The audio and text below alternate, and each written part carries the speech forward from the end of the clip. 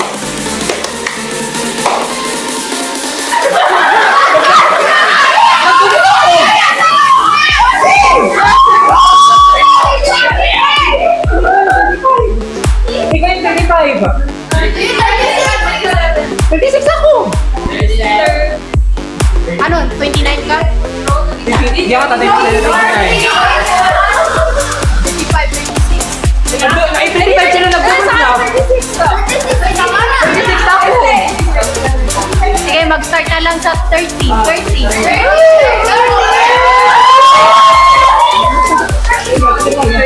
Ako yung mag-ano. Mag-start sa 30 yan. Sige, okay. Sige. 1, 2, 3, 30 yan.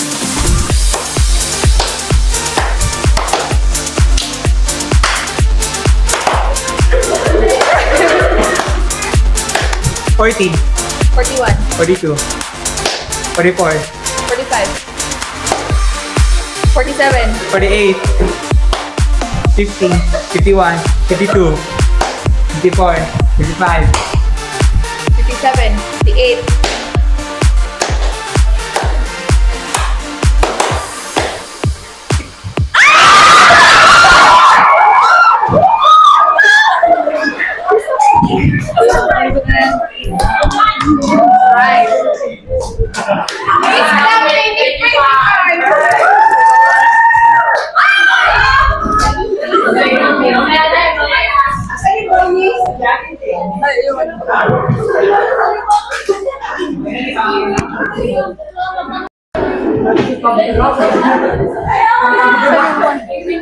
Ayan. Okay. So, kanon guys. Okay, so now let us move on sa next part of our discussion, which is all about expected value of perfect information and simple decision tree. So naka-move on na tayo sa 3 types of decision-making environment, and itong dalawa naman, these are the tools that we use to help us make better choices under the risk of uncertainty. So let us first discuss itong expected value of perfect information. So itong first tool na ito, it tells us how valuable perfect information would it be. So to simplify it, itong expected value of perfect information, yan yung kailangan nating bayaran in order to get the perfect information. So we pay experts to give us perfect information para may idea tayo before starting a business kung ano yung magiging possible outcome. Okay? So yun yung expected value of perfect information. But before that, hindi siya, yung formula niya is we have to first calculate for the expected value when there is perfect information. Meaning, ito yung value or payoff na makukuha natin kapag certain yung outcome na yung alam natin yung outcome na kalalabasan ng ating business. Okay, that's expected value when there is perfect information. So how do we calculate for that? Before that, diba, yung general problem, it was already discussed and shown kanina, and it was used all throughout the other models. But to solve for EVOP, kailangan muna natin itong additional information doon sa general problem natin. So let me read it first. Let's say a friend told Yuvraj that he knows a business consultant that was praised for helping launch all of his clients' business successfully. His friend claimed that he shared Yuvraj's dilemma and the expert found out which outcome will prevail. So meaning meron na siyang outcome na pwedeng sabihin kay Yuvraj. So ang problema dito is yung consultation fee is 100,000. So ang tanong dito is kung babayaran ba ni Yuvraj yung 100,000. Kung worth it ba yung babayaran niya. So, kaya kailangan muna natin isolve si EVWPI before si EVOP. Okay? So, to solve si EVWPR, which is expected value when there is perfect information, doon tayo babalik sa table of payoff na given na sa atin. So, ayan, we have the alternatives, the outcomes, and also, here dito, kailangan may probabilities tayo because kailangan siya and crucial siya when solving expected value when there is perfect information. So, how do we solve for that? Ano lang siya, para lang siyang yung expected monetary value, except ito, hindi siya ina-add, but yung outcome mismo, pinipili natin doon yung highest or maximum payoff on each outcome instead na ina-add siya. Okay? So, dito sa first outcome natin, which is si high demand, yung pinaka-maximum or highest payoff dyan is si 200,000. So, i-multiply natin siya sa probability na given na 0.4. So, 200,000 times 0.4 is 80,000. And then, ipa-plus natin siya sa second outcome, multiplied doon din sa probability. So, highest payoff sa moderate is 80,000. So, multiply din natin siya sa 0.4 na probability, it's 32,000. And then, sa third outcome natin, si low demand, meron tayong highest payoff din na 20,000.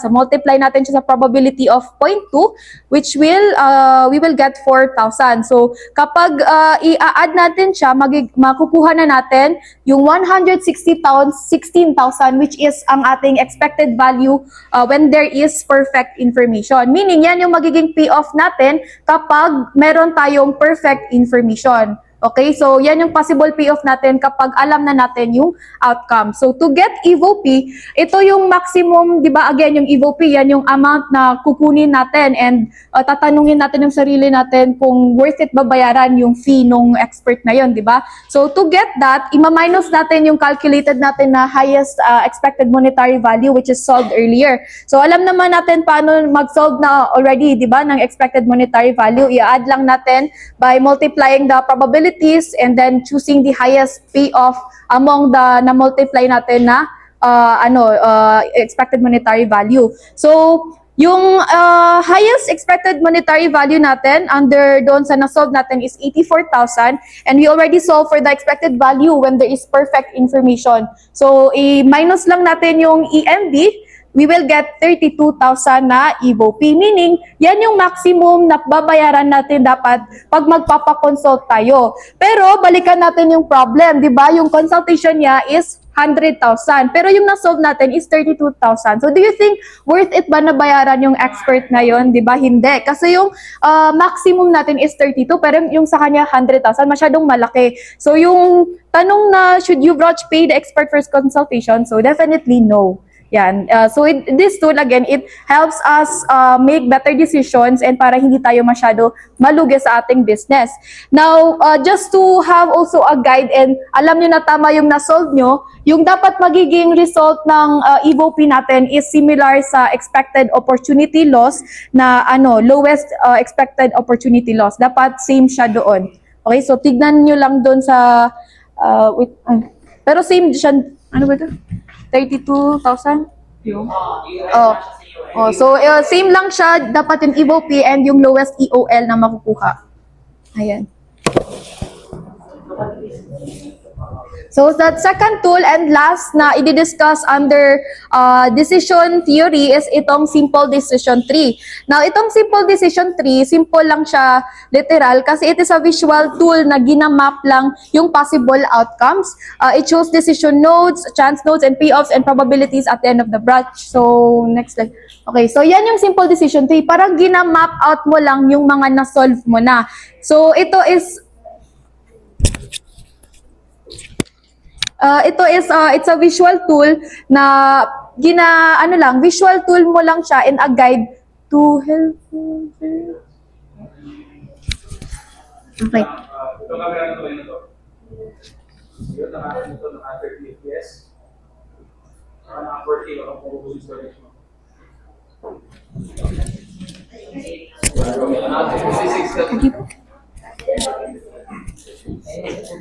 Okay. So, yun nga, yung simple decision tree, di ba, usually ginagamit to kasi sa expected monetary value kasi yun yung pinaka-simple and hindi siya applicable actually sa sa environment of uncertainty kasi masyadong complex. Kaya nga simple decision tree kasi yun nga, usually ginagamit sa expected monetary value. So, simple decision tree is input mo lang dun yung mga data na na-calculate na natin yung mga given. So, yun nga, itong box, yan yung decision natin, di ba?